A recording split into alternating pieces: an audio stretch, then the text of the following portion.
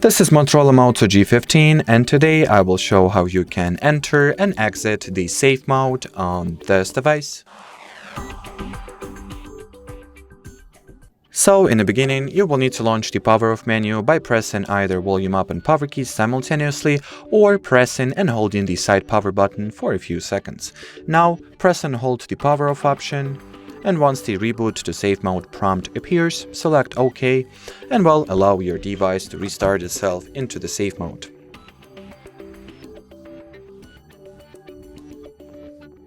And as you can already tell, the safe mode has been enabled successfully.